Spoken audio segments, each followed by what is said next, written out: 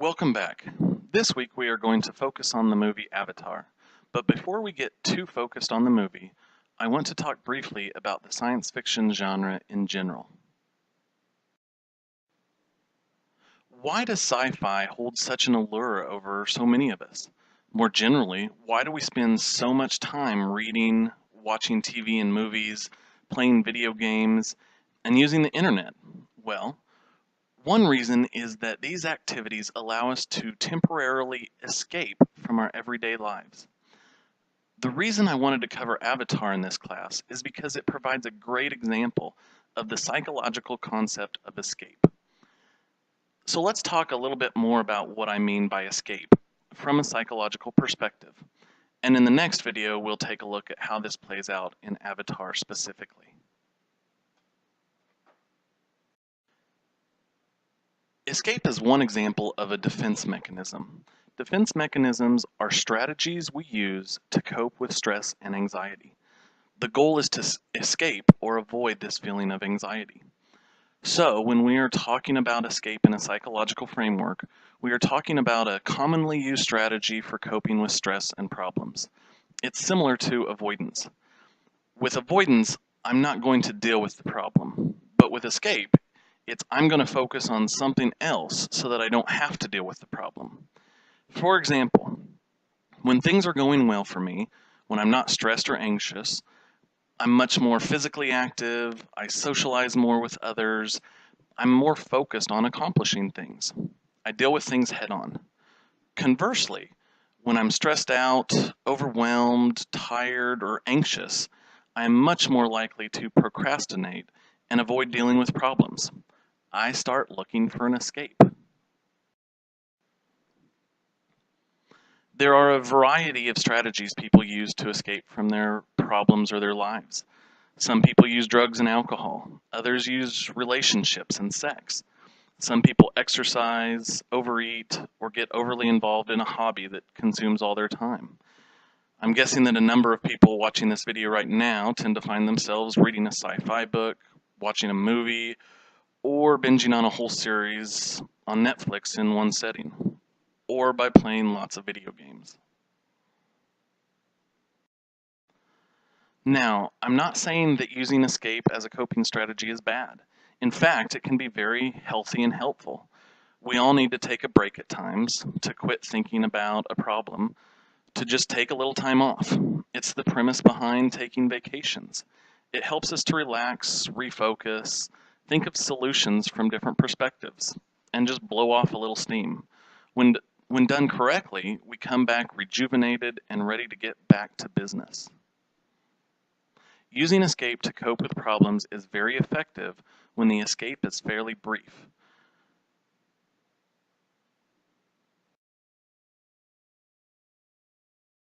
Away, so we have to come back and deal with them. Escape becomes problematic when we just want to keep escaping and continually avoid dealing with the problems we're facing. Problems from over-relying on escape range from not that big of a deal to very serious and severe psychological disorders. A fairly common form of escape comes into play with procrastination. A good procrastinator can find any number of activities to focus on to keep from having to deal with a dreaded homework assignment. A more extreme example of escape is the use of drugs.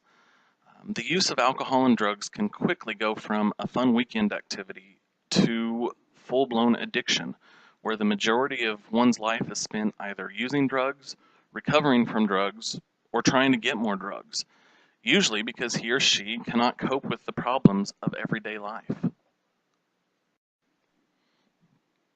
So, bringing this back to science fiction, sci-fi can provide a temporary but meaningful escape from our lives. But we could say this about lots of literature in different genres. Why is sci-fi such an effective method for escape? Well, first of all, sci-fi tends to be larger than life. Stories focus on the heroes and heroines. Stories aren't focused on the red shirts. You know what a red shirt is, right? In the original Star Trek series, If there was a no-name character that went to the surface of the planet with the away team, you pretty much knew he was going to die. So this first clip that I'm going to show you is sort of a tribute to the Red Shirts. Blood in your eyes, screams on the radio. They say get out of there. We aren't finished yet. You tell them to grow a pair.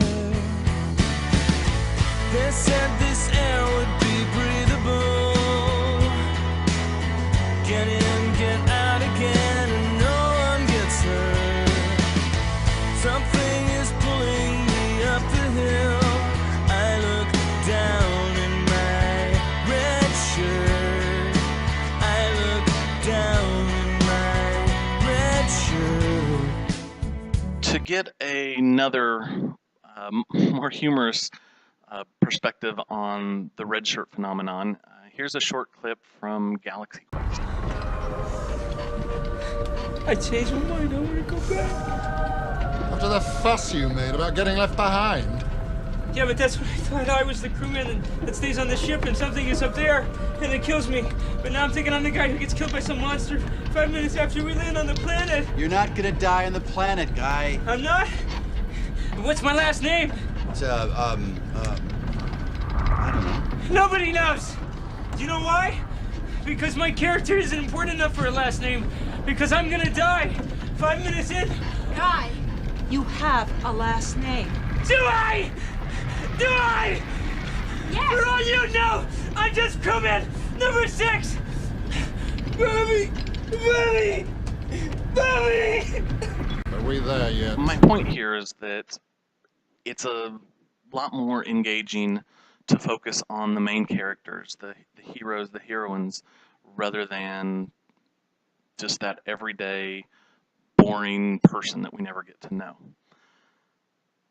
To look at this from another perspective, in Star Wars, I always used to complain about how inept stormtroopers were.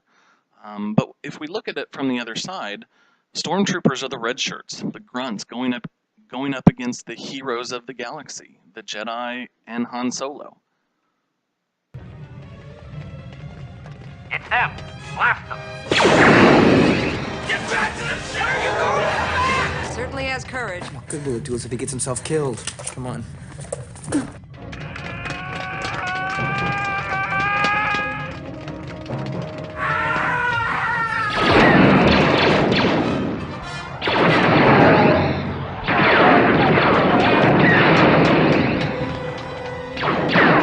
So, rather than focusing on the drones, the worker bees, the cubicle workers, we're focused on the best of the best. Rather than focus on my boring, average, humdrum life, I'm escaping into a reality where I can imagine doing great deeds and accomplishing amazing feats. The second reason that science fiction works as a great escape is that sci-fi tends to address problems that are relevant to us today. Not only are we focused on the hero, but we also find ourselves thinking about how to deal with a current problem or tackle an issue in the real world, whether that be a personal or a societal problem. For example, I can't tell you how many times I've used Yoda's quote, "Do or do not, there is no try," with a client to help them understand that in some situations, such as relapsing on alcohol, it's the outcome that matters, not the intention. Or on a different scale, reading about privacy issues in A Brave New World gives us a reference point when considering everything we've recently learned about the spying that has been occurring domestically. To summarize, I believe science fiction is so powerful because we can escape by focusing on the adventures of a hero or heroine, and we can also apply the lessons in the book to current real-world problems. But this is just my perspective. I would love to hear your thoughts about why science fiction is such a powerful genre and works so well as an escape mechanism. In fact, this will be the first discussion question for this week. Now, a few final thoughts on escape. Escape can be a healthy coping strategy, but it can also be problematic. When escape isn't a temporary solution, it starts to cause more problems than it fixes. The key is that once you have had a chance to relax, cool off, gain a better perspective, etc., you must then come back to the problem and deal with it.